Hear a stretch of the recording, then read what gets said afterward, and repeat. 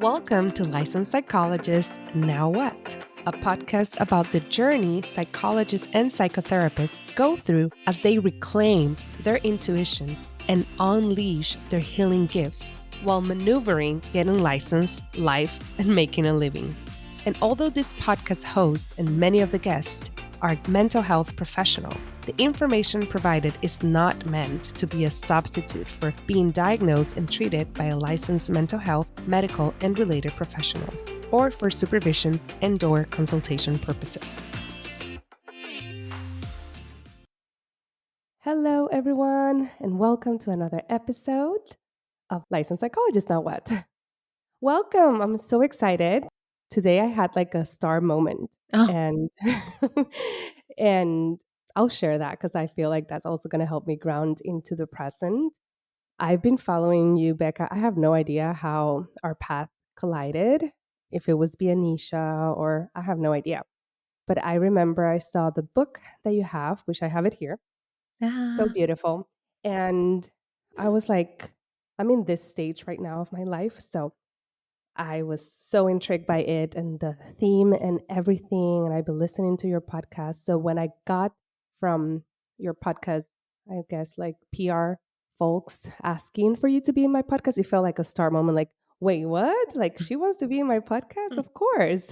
And I even told my podcast producer to kind of like, yes, please, communicate with them ASAP.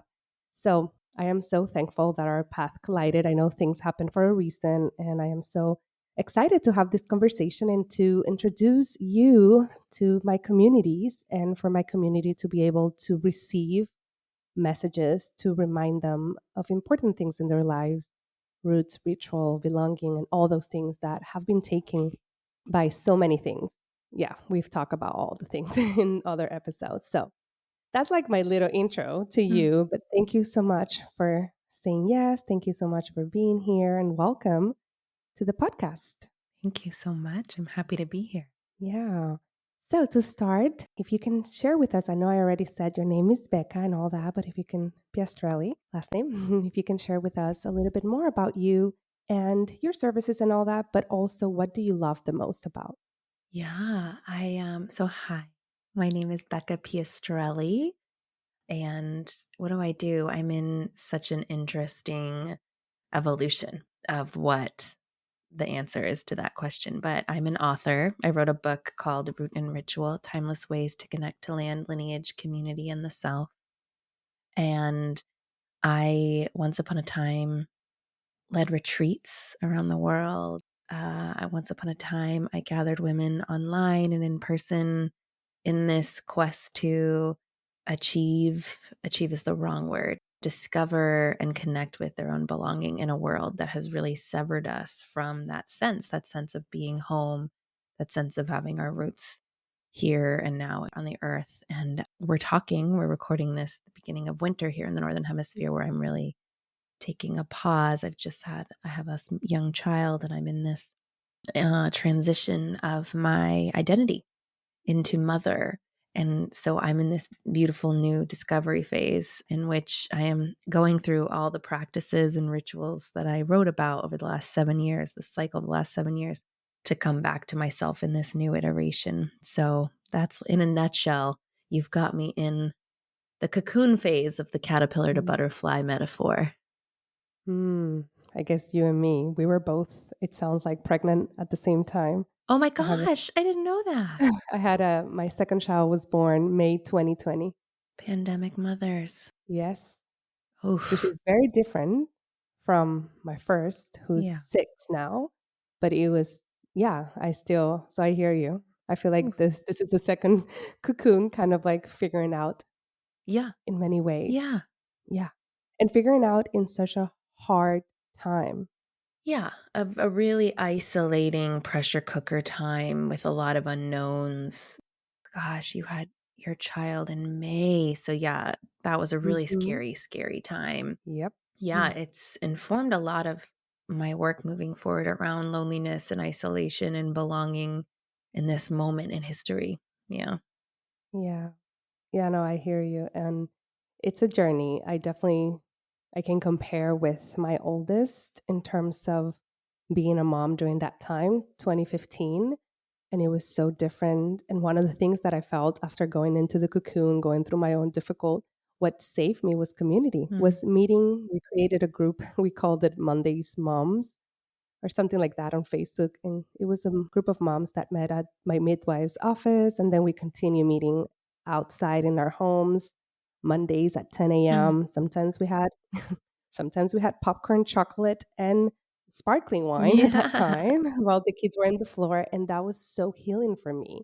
So when I was going to have my second child before the pandemic, I was, oh, I know what I need to do. I need to find my community. And I'm like, okay, I'm going to go to this group. I have all the places that I knew I was going to go. And then it boop, boop, boop, boop, boop. And yeah. And even belonging as a mom, Mm. because I feel like that in itself has also been taken away in many ways Mhm. of the experience of, yeah. So Mhm. just wanted to share that. So that way, we were kind of in it in a way without knowing. So, yeah. Yeah, right. We were like cosmically holding hands as we got through Mhm. that. Yeah, which is still very much happening. So our children are toddlers now. But yeah, Mhm. it had a lasting impact on me. It really sealed in my mission, really, which is around talking. Like, I don't have the answers here. Like, this book is not about how to feel belonging. That's such a unique path. But I think each of us as human beings has our own story, like our own ancestral story, our own story, whether it's on motherhood or sickness or rejection or religion. There's so many ways we have felt this pain. And there's something Mm. about the pandemic that for a lot of us just sharpened it, right? Like, ooh, I can't really ignore this anymore.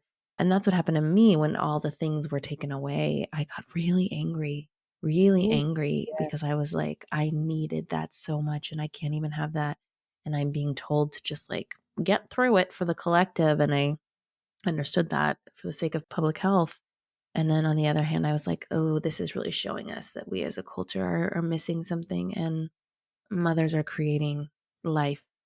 So Mhm. where's our honoring and our support?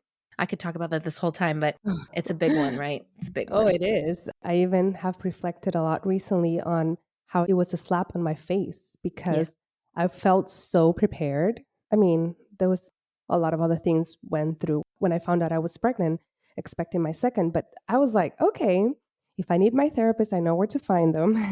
I have the groups. I just need to, do these things. And this time I'm going to do X, Y, and Z. And, I'm going Mm, to get a postpartum doula this time. I'm going mm, to get and I did get a postpartum doula for a little bit, but that was even so anxiety provoking because it was like June. yeah. We were still in the stage that we Yeah. were like, are we all going to die? Yeah. Right. and, and yeah, risking my life and her life and my family's life for the sake of having several hours of respite while being postpartum. It was, Mm, yeah.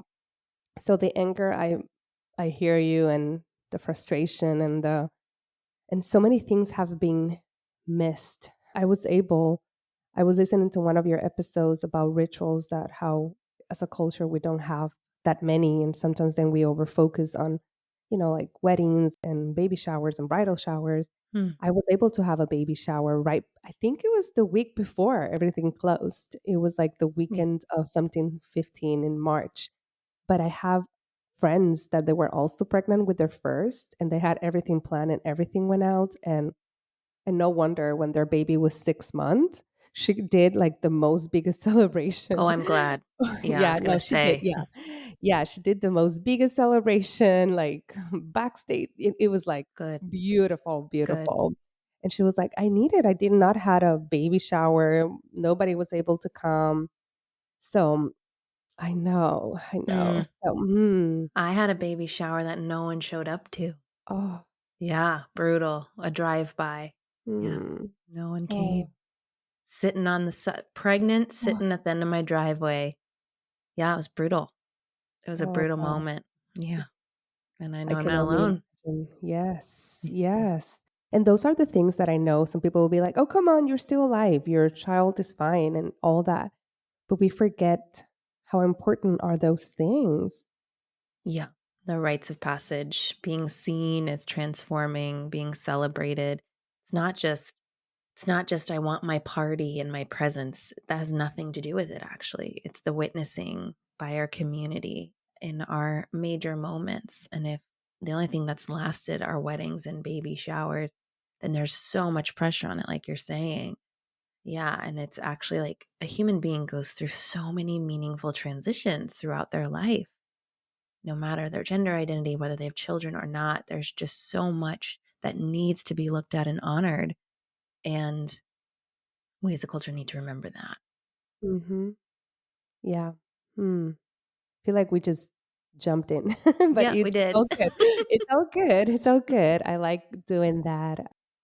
Can you share with the audience a little bit of your journey of finding that importance of belonging and, into your book?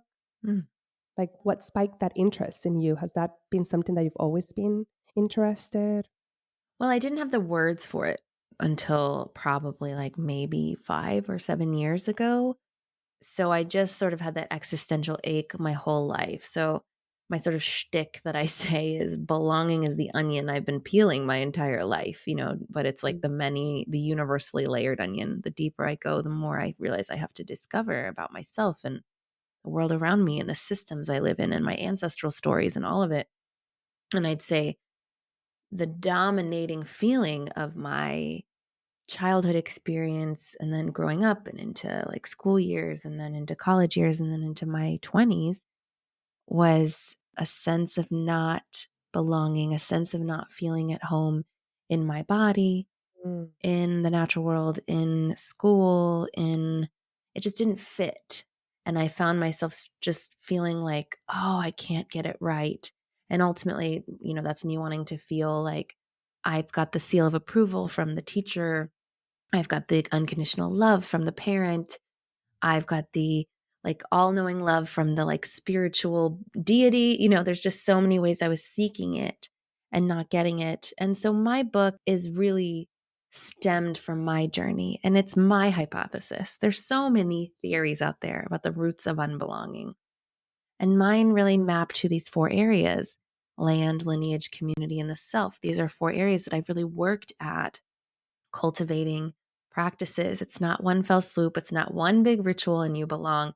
These little areas mm, where like, oh, I have realized like I do not feel fully at home or safe in the natural world and yet I long for it. What's my relationship with nature? What does nature even mean? Why do I feel separate from it when that is where I'm from?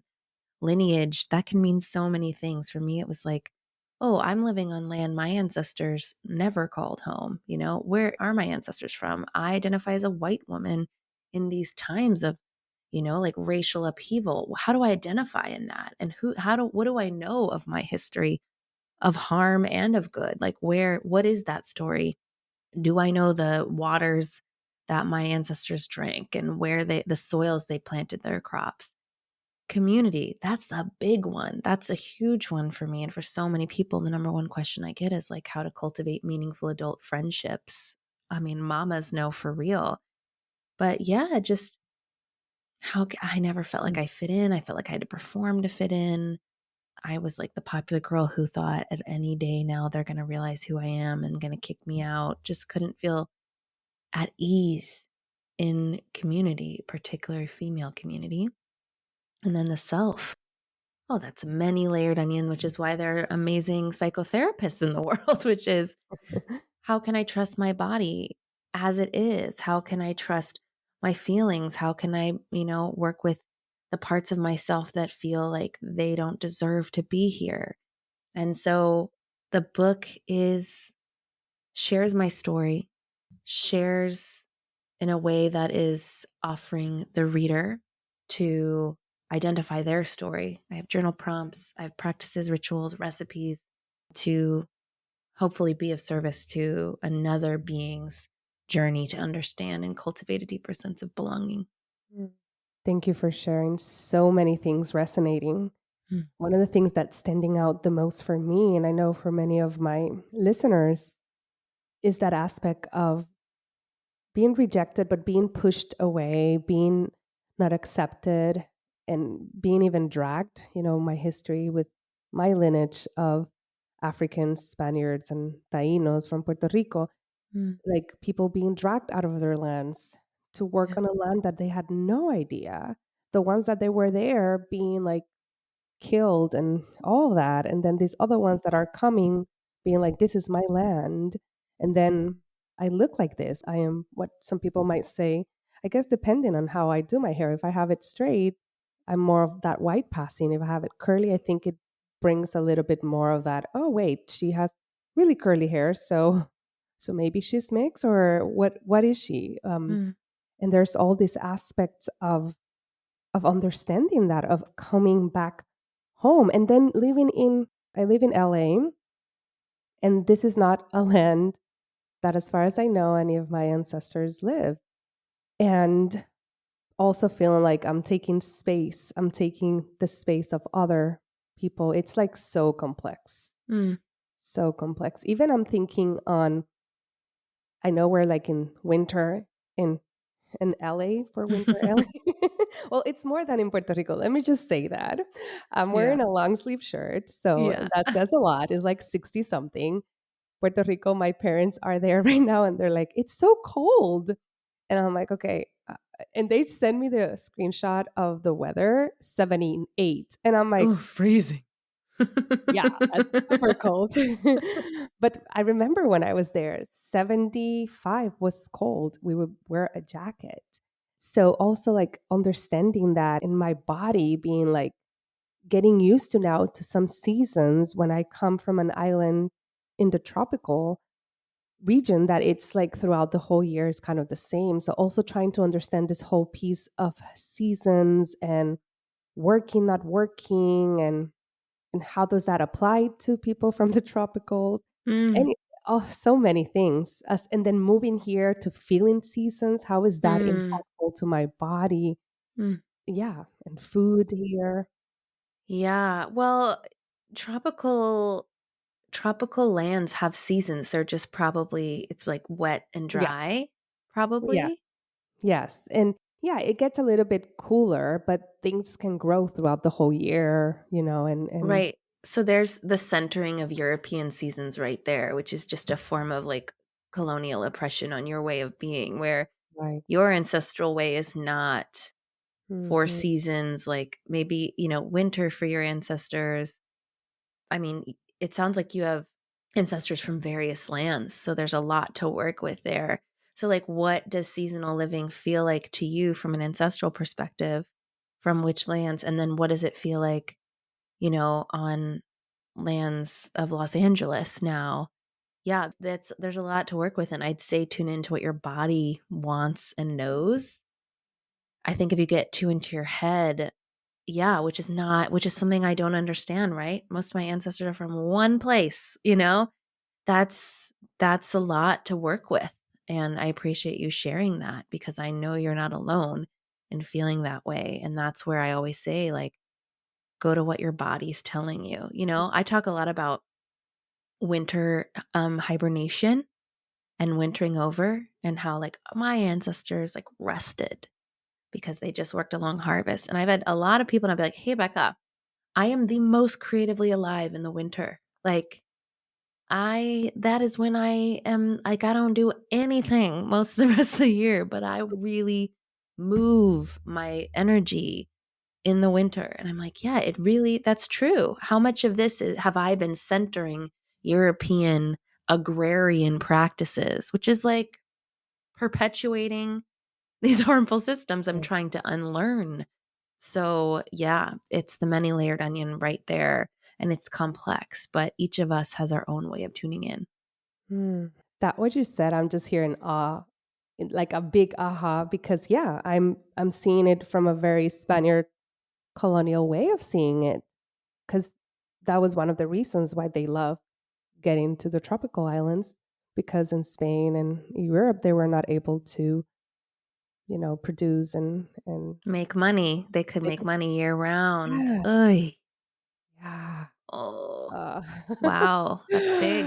it is big. It is big because it's definitely something that I've been working, and I know a lot of my audience are Latinx or identify as minority or have been minoritized. And that aspect of being the immigrant or coming here is that work, work, work, work, work, work, and as a survival because yes, some of my ancestors, that was the way that they survived, which it was of Right. figuring things out, being self-sufficient, all of that. But it's not serving me or many of our communities if you're not in that survival. Of course, there's people and they need that. But if you're not, like, if you're like your basic needs are okay and you're continuing to that perpetuating beliefs, yeah, it's so damaging for our bodies. Mm. So, Hmm. Yeah, and it's so interesting the epigenetics of it all I find really interesting about how, like, the trauma is stored in our DNA and passed along, and I think about it as far as, like, productivity culture, yeah, and you bring in this really powerful element of, like, having immigrant or enslaved people as your ancestors, how it can feel truly unsafe from a nervous system level to rest, and yeah, how radical that act is. yeah. Yeah, it's, like, not simple, and yet it is the most important thing you can do, right? Yeah.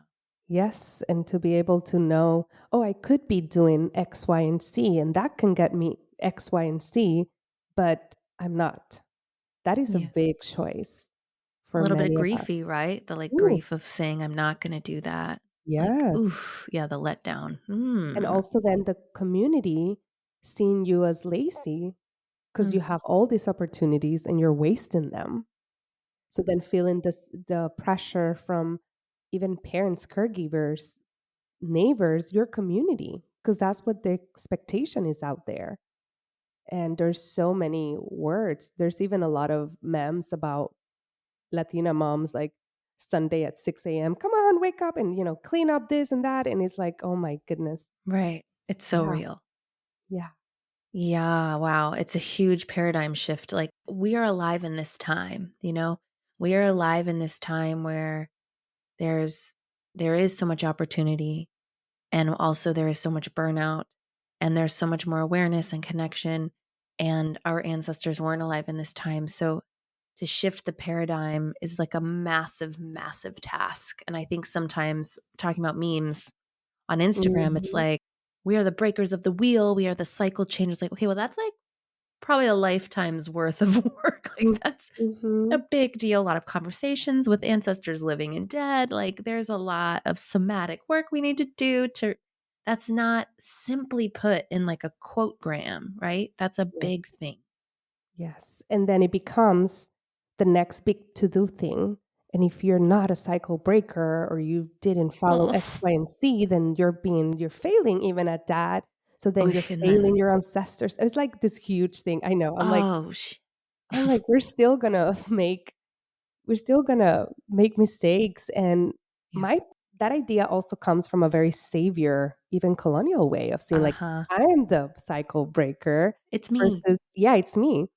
But we forget that even let's say like long, long time ago, my enslaved lineage ancestors from Africa, that they came here and they did all these sacrifices for their children to, eventually be better. And then each lineage is doing sacrifices Yeah, and paving the way based yeah, also on society and the limitations. So we're all doing that. There's not just one person, but then, and maybe you're changing one aspect, which is great, but you're not the savior. They also have created things for you. So, like, really, mhm, and also the nuances about it, because psychology in me is also hearing, but yeah, but they're a family of abuse and all that. And yes, mhm, mhm, there's all that as well. So, being, conscious about the nuances of all that, but so much about the pressure that we put in social media memes of saving mhm, the world and mhm, being completely on one side when we're still in a weird in between, I feel. mhm. Yeah. Mm. Yeah, really, really good point. Yeah, it's not quite trauma informed, is it? And it is Mm-mm. perpetuating this, like, Protestant saviorism. Yes. Ugh. Yeah. Wow, it's a lot of systems colliding. Yeah, I think if there's anything that I just learn even more of year after year is, like, it's a pretty tangled web that we are, like, unweaving, like a knot. Like, I think about chain necklaces all knotted together, and you have to just, like, like take Yeah. tweezers and squint your eyes just to get one little thing, it's that level. And so that's big, and we shouldn't be in a rush, right? That's Yeah. another theme in my life and in my book of like being at nature's pace. No matter what land you're looking at, nature's got a pace and it's slower than this. And even if we want to contribute to breaking the cycle, we don't have to do it quickly. It can't happen quickly. No, no. Well, I remember from hearing from a marketing perspective that people need to see things at least 7 times. So, and when I work with trauma, I know there are a lot of models, like quick fix. And whenever I Yeah. see them, I run away. And there's this belief, again, very kind of American way of go big, go home. Let's do it fast. Let's do the one thing this thing is going to take you out. And I also see the other side of being years and years and years and not working through it, but there's that in between. And when I work with clients now after 13 years, I am more of, hmm, we're not quite ready to go into processing the trauma. Let's build you up more. Mm, Let's build community. Let's build resources. Because if we go there, usually things get worse before they get better. yeah. And that might impact your finances, that might impact your parenting, that might impact your sleep, your health, Mm, and it could actually create more damage. And to go slow but steady. yeah. Oh, that's so responsible and beautiful of you. Yeah. I know. Just before I got on here, I was listening to a podcast called Sounds Like a Cult by Amanda Montell, who wrote Mhm, Cultish: The Language of mhm, Fanaticism. I keep bringing this up in interviews because a lot of times when we're talking about belonging, cults and like false belonging is brought up. Anyways, it was an episode on Tony Robbins. I don't know mm, if people are familiar mhm, with Tony Robbins. He's like one of the most world mhm. famous inspirational speakers, and he's quite wealthy and quite problematic. But right, he's really in this culture and makes a lot of money off saying like we can just fix it right now if you just step out of your victim mindset. That's all you got to do. Yep. I just think ugh, All he's about part of the mindset. yeah, yeah, All just about choose not to be a mindset. victim of your trauma. What? And yet at the same time, there's nuances, which is why it makes this conversation so complex. Mhm. Because there's times that we can be sabotaging ourselves when we're not there yet. Yeah. And that could be a mindset shift and taking in consideration the factors that have contributed, which are not you only. I don't believe that. We are Right. community and we're in a web and we have, systemic, all these things Right. that influence us. So, Yes, we are all connected. I think, yeah, there's a way in which I take in Tony Robbins' language to be quite individualist, oh, yes, yes. to be like meritocratic, right? Like you just got to bootstrap it, right? Like Yeah. just get yourself out of it. And the truth of the matter is we get all of us out of it. Like collective liberation is the only way. And that's been a big in my path, particularly around community belonging and self-belonging, is to really notice where this like rugged individualist mindset is still living in me, this like unlearning within ourselves. And, like we know cognitively about colonization. We want to decolonize our lives, right? And then there are these moments where like I realize I am trying to do it alone, or I am not trusting my neighbor or asking for help because it feels unsafe, because I don't feel like I can receive it. And realizing, oh, there's like that individualism, which has been a part of our culture for many generations now. I find that to be, it's always like a little frustrating because you're like, ah, Mhm. there it is. But we can be gentle with ourselves and noticing this stuff, right? We can keep moving on the path. Yeah. And then when we find out things like that, instead of like, it's like, okay, awareness. And then what do we do? But some people, we stay there. I'm saying some people, and I'm including myself. We stay Yeah, there, me too. like, like circling around and I'm so bad. And Yeah. especially if you've gone through cycles of your life that was part of surviving for you or the way that you manage things or the only way that was acceptable with your caregivers or family members or community to be very much of Hmm. like I'm so bad. And oh, that was Yeah. accepted. Yeah. So, Right. yeah, Mhm. martyrdom. But in terms of what would you say have been some of the most recent, let's say most recent obstacles for you in as a new mama now, but in this sense of finding that sense of belonging and working through those four areas that you share in your book? Can you ask that question again? What are some of the most recent obstacles that Oh, you've okay. experienced in your journey of belonging and via the four areas that you were sharing Most recent about? Yeah, obstacles. most recent Okay, okay, community, thanks. lineage, and land. Yeah. Well, community, number 1, being a pandemic mother, it's like, there's this phrase, "We teach what we need to learn," of, like, we're drawn to what maybe is, like, one of the more deeper pains of our lives, and I am a gatherer of community, but I also struggle in that area quite a bit, particularly in the pandemic, particularly with community members that don't all fall in the same belief system around this pandemic. It's that's like that's like a privilege to be able to have friend groups where everyone's like, we think the same way about what's going on. Mm. So that's I've just been in this place of reminding myself to not give up around calling in community that I and we all need, and that we can have conscious and consensual conversations around health and safety, and that we can make it happen. We can make it happen, and we need it, and I freaking need it. So that's something that I'm constantly trying to not get into a place of despair and giving up, being like, no, no, we can figure this out. So that's one. And then I'd say the other one is, as a new mother, like, my relation to myself, my body is different. I'm still like, what is this body? Who is this body?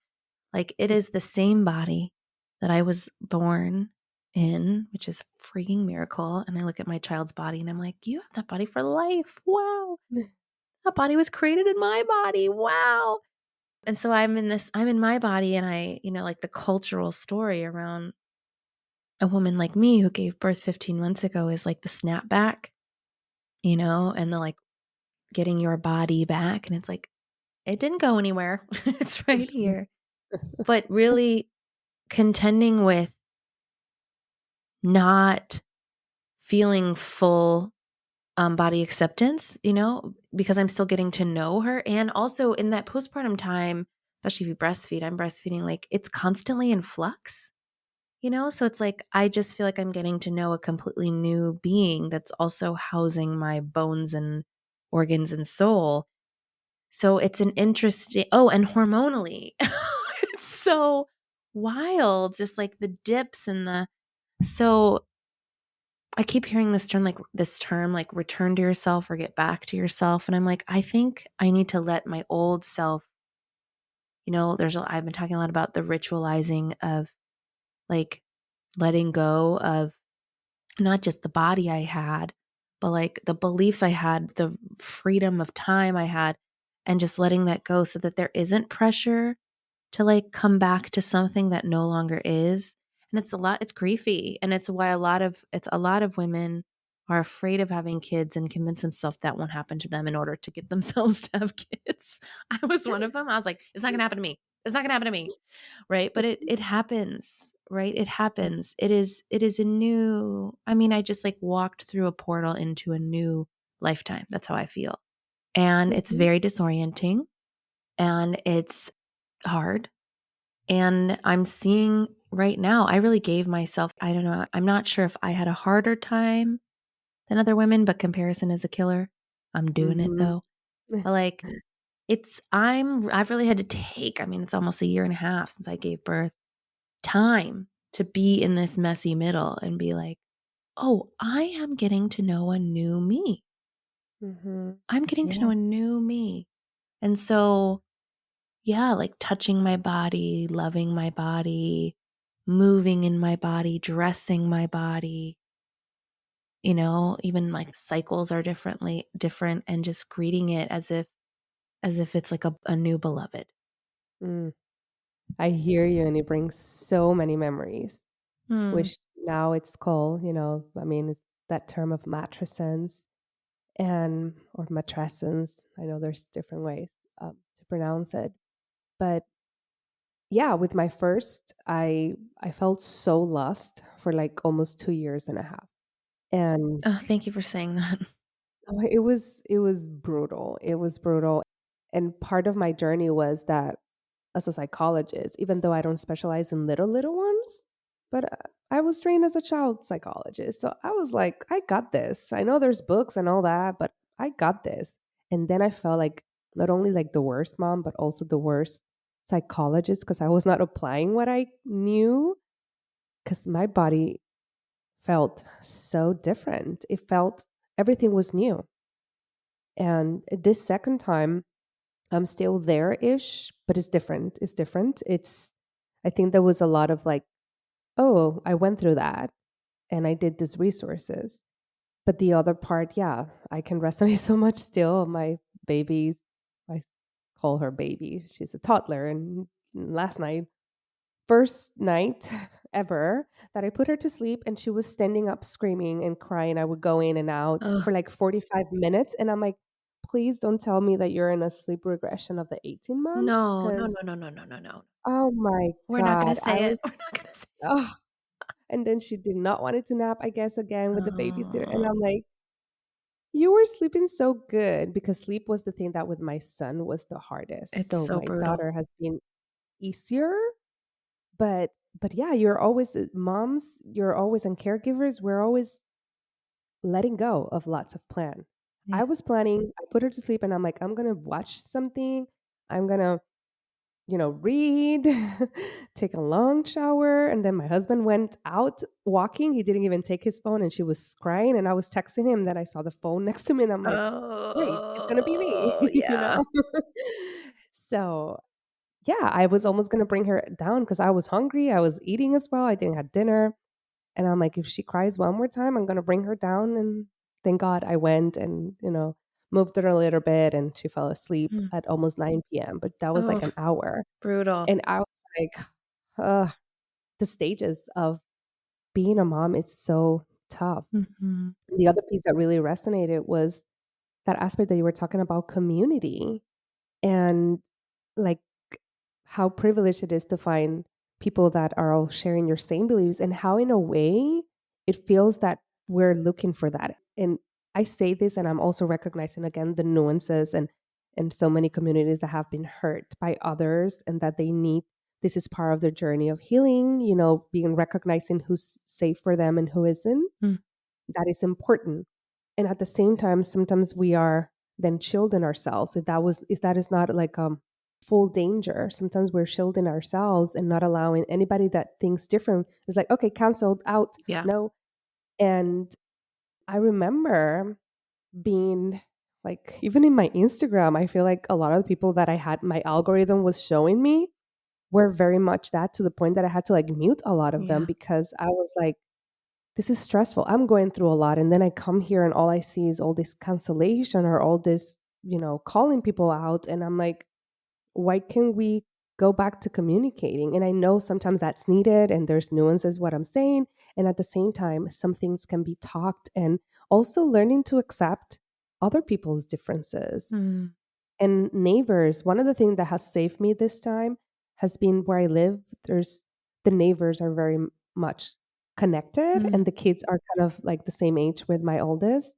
So that piece has been life saving. And for the most part, LA, liberal Californians. So a lot of them share a lot of my beliefs and all that.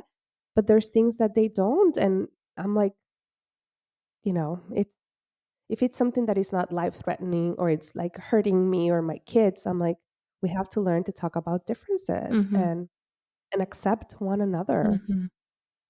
Yeah, I've been thinking about this so much, particularly because just this, like, community care piece is so like, that is the future that we learn, and it's, like, a radical idea, and it's also just so simple, And yet we really struggle as a culture with it right now, particularly now with conversations around politics, vaccine, masks. I mean, these are really divisive conversations, which that's what it is, right? And I think so I too live in California. I live north of you where we have wildfires every 6 months out of the year. And where I Oh, live in particular, we've had them come pretty close. And so all around here we have to know evacuation routes. We have to pack our bags often, we need to have our go bags and I realized like we were doing it on my road, but we weren't talking to our neighbors. And it's like I have a neighbor across the street and I'm very sure we do not vote the same way. I can tell. But it's like they're elderly. She fell and like broke her wrist last year, and I need to be able to know that we can evacuate together. I need to know like they can rely on me and I can rely on them. And like whatever happens, like natural disaster hits, sickness comes, power gets cut, someone needs to like plug in an oxygen machine or keep breast milk frozen. Like there are so many ways in which we need each other, particularly when like the systems we rely upon don't always function for us. A pandemic showed us that.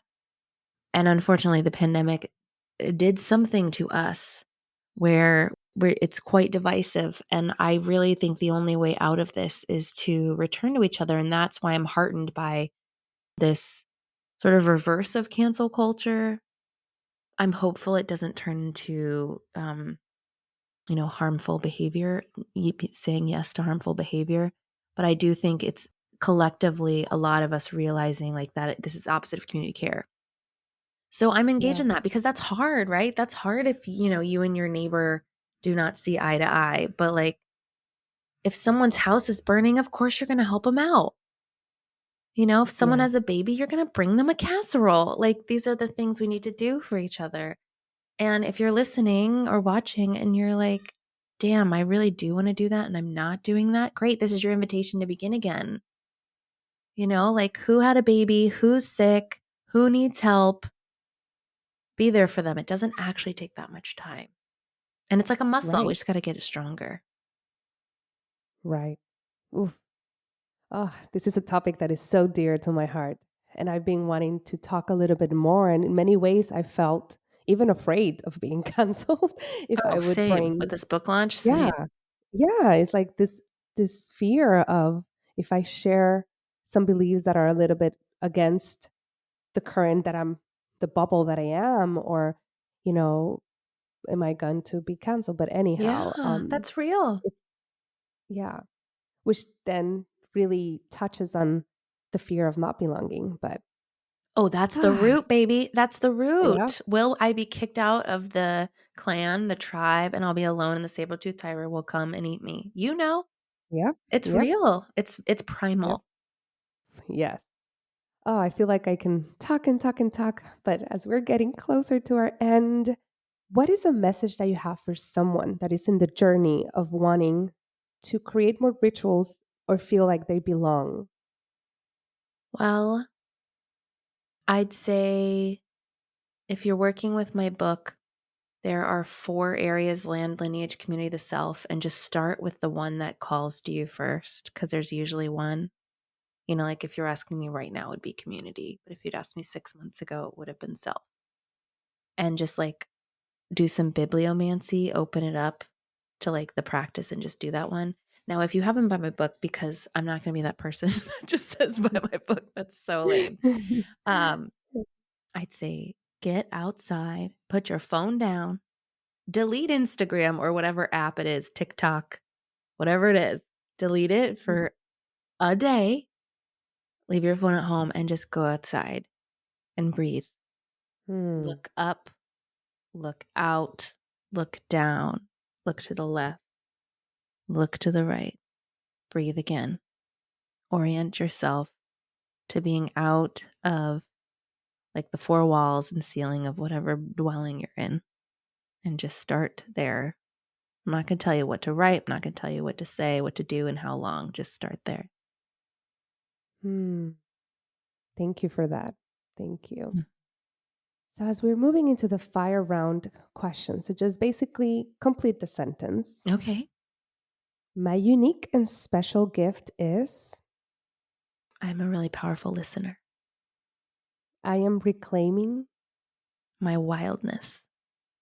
Oh, I love that. Mhm. I no longer subscribe to. Urgency culture. If my ancestors would speak, they would say, The female ones would say, we're being silenced. and my wish for you, meaning the audience, is. To move at a slower pace. Hmm. Oh my goodness. I even feeling it. Oh. Ah, Becca, this was such a nurturing communication and conversation, that's the Mhm. word. Can you share a little bit more? Where can the audience find you? And I know we talk about your book, but any other upcoming offerings? Nope, no other offerings. I'm going into winter's rest. You can find the book at rootandritualbook.com. You can find me, beccapiastrelli.com. If you type some version of how you think that's spelled, the internet will tell you where to go. And I'm on Instagram, Becca Piastrelli. That's probably where I'll be hanging for the near future. And then I have a podcast. We're also going on a winter break called Belonging, that you can listen to past episodes. If what you're listening to, you're like, whoa, I want to talk more about these things. We talk about death, we talk about birth, we talk about community care, dreams, land connection, the hard stuff, all of it. Yeah, I've started listening to several episodes and even your voice is so soothing and so beautiful. So it's been, yeah, I love, there was one that you mentioned about just wandering off Yeah. in nature. Uh-huh. And I was like, "Oh my god, I don't know if like not having a phone, like a GPS, what if I get lost in Right. hiking?" But it was like this adventure that stayed within me. I might try it. I might even then document something on it, but Yes. it Try sounds like it. a fun thing to do. Yes. Yeah, It's called purposeful wandering. yeah. So thank you so much for this conversation, for sharing your wisdom, your experiences, your vulnerability and the book. It's so beautiful. And the illustrations, and I love that it's made in a way that you don't have to do, in a linear. You can go. Oh, yeah. No, no, no linear, please. Yeah. Spiralic is the only way. Thank you for Yeah. having me. This was very enjoyable. I loved just getting real and raw with you. Thank you. Thank you so much. And for the audience, we'll see each other next time. Bye. Bye. Thanks for listening. Licensed Psychologist Now What? To make sure you don't miss any episode, make sure to subscribe via your favorite podcast player and to join our email list via our website. Lastly, I will appreciate if you would rate and review our podcast to help us reach more folks that can benefit from the information provided here. Until next time, bye-bye.